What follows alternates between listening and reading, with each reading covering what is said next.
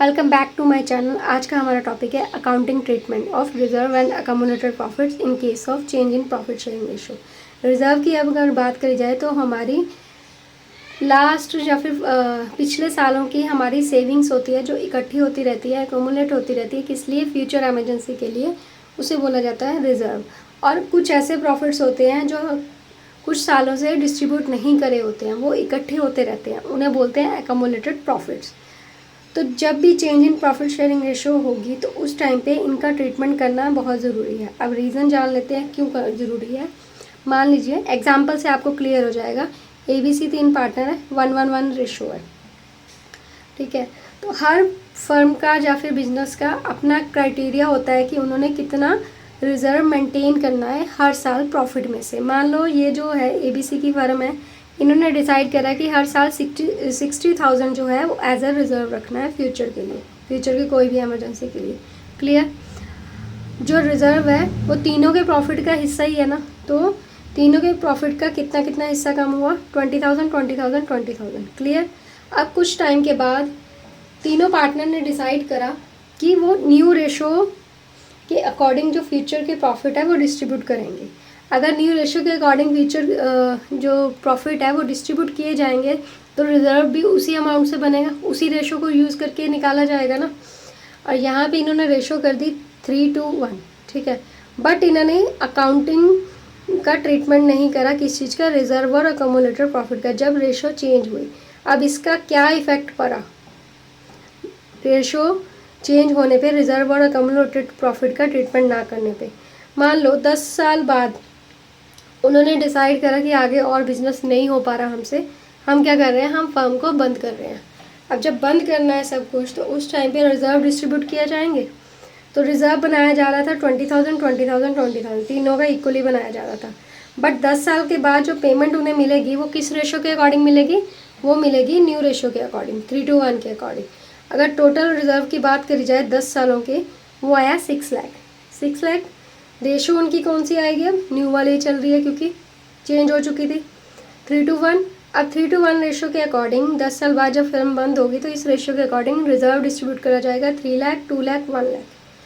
अब यहाँ पे अगर ध्यान दिया जाए तो ए ने 10 सालों में कितना पैसा दिया, उसके प्रॉफिट का कितना गया? 20,000 इंटू 10 2 लाख, बट मिला कितना उसको? 3 लाख। तो 1 लाख का क्या हुआ? उससे तो फ़ायदा हो गया। उसने दिया 2 लाख, मिला 3 लाख, तो फ़ायदा हो गया। और बी का 2 लाख, मिला भी 2 लाख, उसको ना फ़ायदा हुआ ना नुकसान हुआ। ए को फ़ायदा हुआ 1 लाख का। सी की अगर देखी जाए, बात करी जाए तो सी ने 2 लाख रुपए दिए, मिले कितने उसको 10 साल के बाद? 1 लाख। तो वो बोलेगा कि मेरा जो प्रॉफिट था जो 10 सालों से कट रहा था वो तो 2 लाख कटा, बट मिला कितना मुझे? 1 लाख। तो मुझे तो 1 लाख का नुकसान हुआ।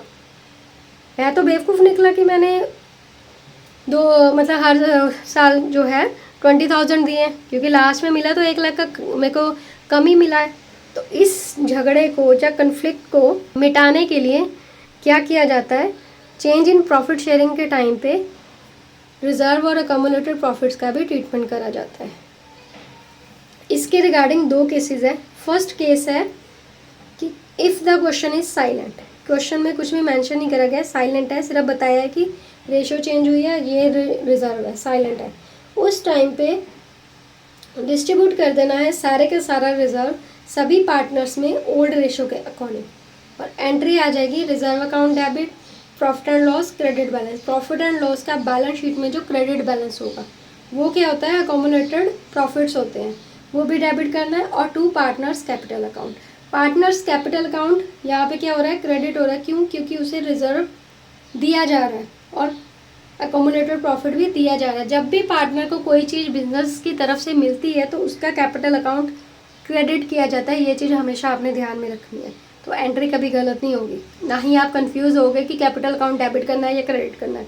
तो हमेशा याद रखना है पार्टनर को कुछ मिल रहा है तो उसके कैपिटल अकाउंट क्रेडिट होगा। और नरेशन आ जाएगी being reserve and accumulated profits distributed to old partners in old ratio. Clear? अब बारी आती है अकोमुलेटेड लॉस की। लॉस भी हो सकता है जो पिछले सालों का है, इकट्ठा हो रहा है उसको डिस्ट्रीब्यूट नहीं करा तो उसका क्या आएगा? अब पार्टनर लॉस हुआ है तो पार्टनर पेमेंट करेगा ना अपने कैपिटल में से, तो कैपिटल अकाउंट क्या हुआ? डेबिट हुआ। Partners capital account debit to P&L, कौन सा बैलेंस, डेबिट बैलेंस।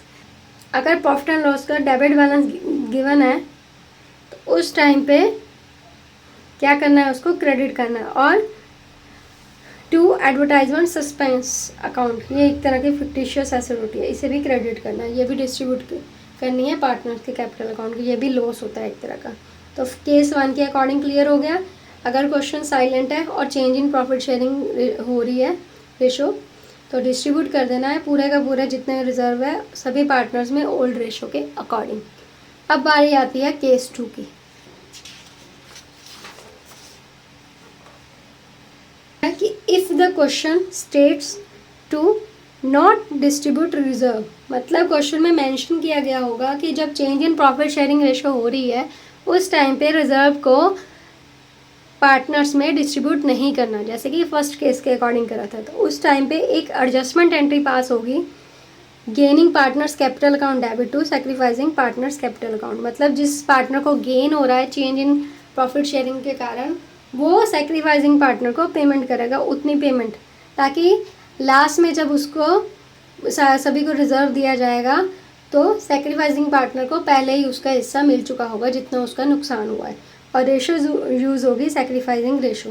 जैसे पुराने एग्जांपल में ए को फ़ायदा हो रहा था 1 लाख का और सी को क्या हो रहा था, नुकसान हो रहा था, तो A's capital account debit to C's capital account entry आनी थी। ठीक है, क्लियर। अब करते हैं एग्जांपल जिससे और ज़्यादा क्लैरिटी हो जाएगी। ABC 3 पार्टनर्स है, प्रॉफिट शेयरिंग रेशो उनकी 3:1। 1 अप्रैल 2024 को उन्होंने डिसाइड करा कि शेयर करेंगे अपना प्रॉफिट्स इक्वली। ठीक है, on that date there was a credit balance of 1,20,000 in their profit and loss account. Profit and loss account का क्रेडिट बैलेंस था। क्रेडिट बैलेंस होता है जब प्रॉफिट एंड लॉस का, इट मीन्स क्या है, ये अकोमुलेटेड प्रॉफिट है। And a balance of 60,000 in the general reserve. General reserve में 60,000 का बैलेंस है। ठीक है जी, अब आगे क्या लिखा है, record the necessary journal entry in the books of the firm. The partners decide to distribute the profits and the general reserve before bringing the new profit sharing ratio into force. यहाँ पे इन्होंने statement में ही mention कर दिया कि जितना भी जो रिजर्व है, जो अकोमुलेटेड प्रॉफिट है, उसको पहले डिस्ट्रीब्यूट कर दो न्यू प्रॉफिट शेयरिंग रेशो को इम्प्लीमेंट करने से पहले। तो ऑटोमेटिकली कौन सा केस आ गया, ये केस 1। केस 1 के अकॉर्डिंग देखते हैं कैसे इसका सोल्यूशन करना है। तो एंट्री आएगी profit and loss account debit, general reserve account debit to A's capital to B's capital to C's capital. Ratio इनकी 3:1। अब प्रॉफिट एंड लॉस का कितना है टोटल, 1,20,000 का ए का शेयर है 3/6 प्लस 60,000 रिजर्व है उसका भी 3/6, दोनों को ऐड करके आ गया 90,000।